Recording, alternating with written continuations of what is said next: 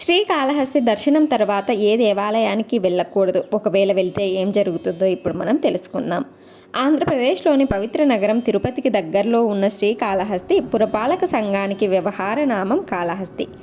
దేశంలోని అత్యంత పవిత్ర స్థలాల్లో ఒకటిగా పరిగణించబడే ఈ పట్టణం స్వర్ణముఖి నదీ తీరాన ఉంది. శ్రీకాళహస్తి అనే 3 పదాల కలయికతో ఈ ఊరి పేరు ఏర్పడింది. శ్రీ అంటే సాలీడు, కాళ అంటే పాము, హస్తి అంటే ఏనుగు.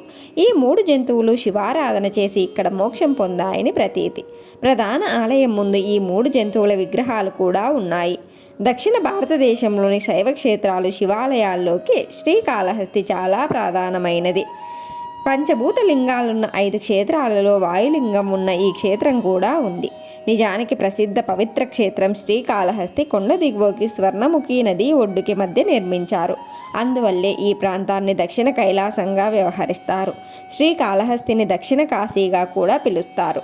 తిరుమల శ్రీ వెంకటేశ్వరుని దర్శనానికి వెళ్ళిన భక్తులు శ్రీవారి దర్శనం పూర్తి కాగానే తిరుమల దగ్గర ఉన్న అన్ని దేవాలయాలను దర్శించుకుంటారు.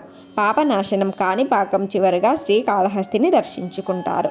ఇక చివరిగా శ్రీకాళహస్తిని దర్శించుకున్న తర్వాత మరే దేవాలయాలకి వెళ్ళకూడదని చెబుతారు. అలా వెళితే అరిష్టమనే ఆచారం హిందూ సాంప్రదాయంలో కొనసాగుతూ వస్తుంది. అసలు ఎందుకు అలా చేయాలి? శ్రీకాళహస్తి దర్శనం తర్వాత మరో గుడికి ఎందుకు వెళ్ళకూడదు? వెళితే ఏమవుతుంది? నేరుగా ఇంటికే ఎందుకు వెళ్ళాలి తెలుసుకుందాం. పంచభూతలింగ నిలయం ఈ విశాల విశ్వం గాలి, నింగి, నేల, నీరు, నిప్పు ఇవే పంచభూతాలు. వీటికి ప్రతీకలుగా భూమి మీద పంచలింగాలు వెలిశాయి. అందులో ఒకటి శ్రీకాళహస్తిలోని శ్రీకాళహస్తీశ్వర ఆలయంలో వెలసిన వాయులింగం. అయితే ఇక్కడ గాలిని సందర్శించిన తర్వాత ఏ ఇతర దేవాలయాలకు వెళ్ళకూడదనే ఆచారం ఉంది.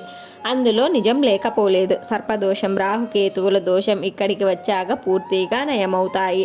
శ్రీకాళహస్తిలోని సుబ్రహ్మణ్య స్వామి దర్శనంతో సర్పదోషం తొలగుతుంది. ప్రత్యేక పూజలు చేసుకున్న తర్వాత నేరుగా ఇంటికే చేరాలని చెబుతారు ఇక్కడి పూజారులు.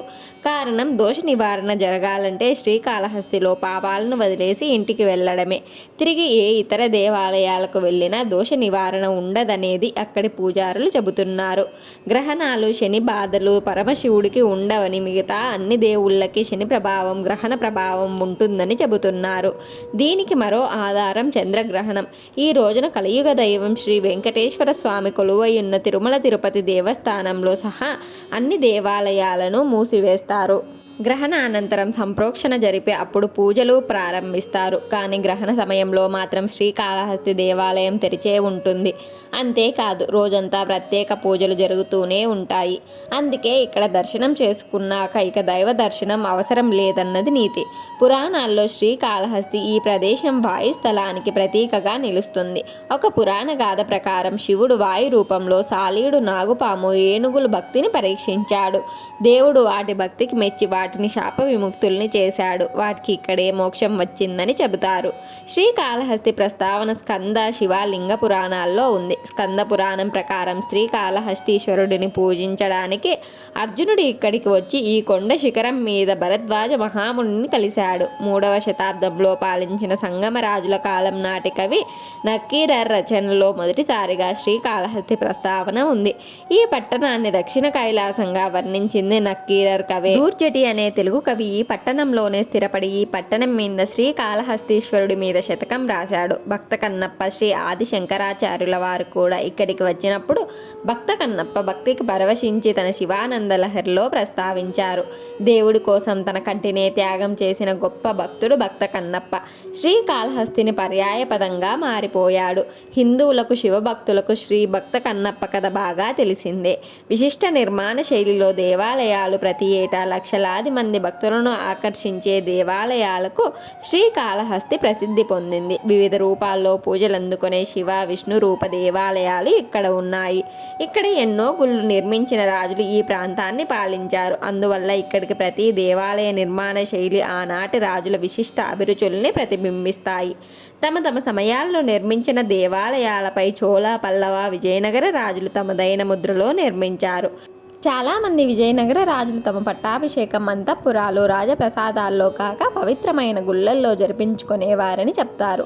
అచ్యుతరాయల వారి పట్టాభిషేకం శ్రీకాళహస్తిలోని 100 స్తంభాల మండపంలోనే జరిగాక తన రాజధానికి వెళ్లి వేడుకలు చేసుకున్నాడు. ఒక దివ్యమైన ప్రయాణ అనుభూతి. కాళహస్తిలోని ప్రసిద్ధ దేవాలయాలు అటు పర్యాటకులకు భక్తులకు కూడా ఒక దివ్యమైన ప్రయాణ అనుభవాన్ని అందిస్తాయి. శ్రీ సుబ్రహ్మణ్య స్వామి దేవాలయం, భరద్వాజ తీర్థం, కాళహస్తి దేవాలయం, శ్రీ దుర్గాదేవి గుడి ఇక్కడ ప్రసిద్ధ దేవాలయాల్లో కొన్ని.